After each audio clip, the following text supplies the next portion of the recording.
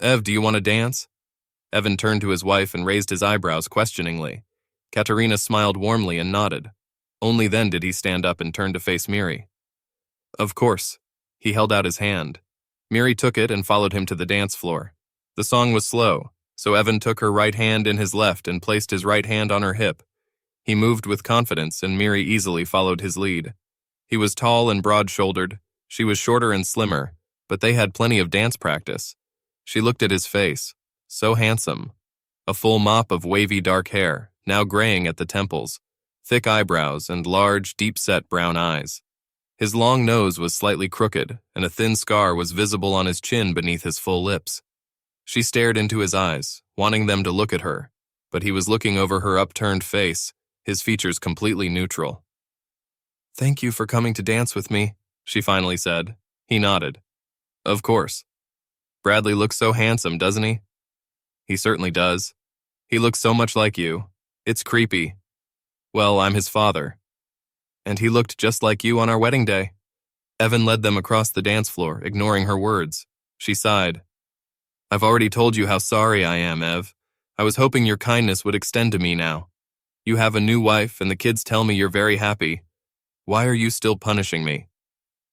"I'm not punishing you. You're an acquaintance with whom I share a history and 2 children. I'm polite to you, like everyone I know. What more do you want, Miriam?" He'd never called her by her full name before. She remarked, "Is that all I mean to you? Familiar? After everything we've been through?" "After everything we've been through, I think you might think you're lucky. I'm told Oscar still has tinnitus." She sighed again. "We'll be present in each other's lives, even on vacations with the kids and grandkids and all that. Can't you forgive me?" "I have forgiven you, Miriam. I couldn't go on without it, but I don't know what else you want from me." "I explained everything to you in my letter. I never wanted to hurt you. I never tried to end our marriage or destroy our family.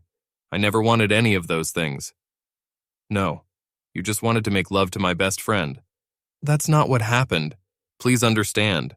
This is what I want. I want you to understand that I didn't do all this out of spite. I spent 3 weeks writing this letter so you would understand." "I didn't read your letter." "What did you say?" "I didn't see the point." A stunned Miri stopped moving, Evan too. They became static. "I put my heart into that letter." "Maybe you did. But why didn't you read it? Why would I? As the old maps say, there are dragons there. Reading it would probably upset me, and I don't want or need that." Miri was stunned.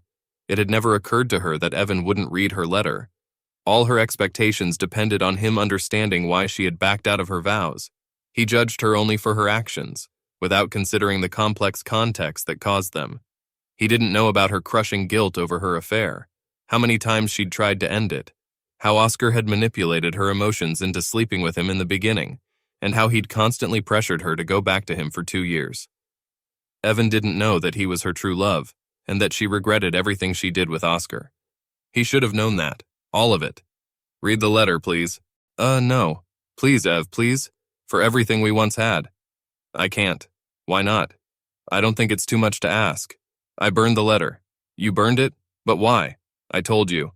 It may have been cathartic for you, but I dealt with my anger and grief differently." "But don't you want to know why I did it? What it meant to me?" No, it didn't matter. Miriam was completely confused. Evan didn't know how devastated she felt when he caught them at Oscar's house, how scared she was for Evan when he beat up his former best friend by punching him in the head several times.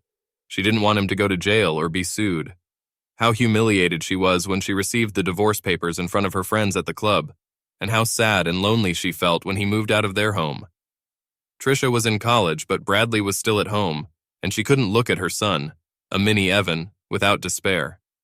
Evan didn't know what promises she'd made to be a better mother, a better wife, a better person. "It's a big deal. You have to. I'm sorry, Miriam. You and Oscar betrayed your marriage and your friendship, so I'm done with both. Reasons don't matter. The reasons never mattered. It's enough that you did it." The song came to an end, and Evan let go of Miri's hand. He bowed his head to her in a short bow, then turned and walked back to his desk. The expression on his face changed from neutral to radiant when he caught Katerina's gaze. Miri slowly left the dance floor. For the past 6 years, she'd been sure Evan was just emotionally stubborn, but he'd never known her pain. never felt her remorse, her regret, never knew that she didn't want to do this. She desperately wanted him to know that it was a terrible combination of her own insecurities and a predator masquerading as a friend who had seen an opportunity and forced her to do something she'd never dreamed of. And she couldn't figure out how to end it on her own. It wasn't her fault. It couldn't be. And Evan needed to know that. She looked over and saw Evan talking to Kat, smiling playfully, holding hands comfortably, laughing the way she and Evan had laughed before she'd been seduced by Oscar.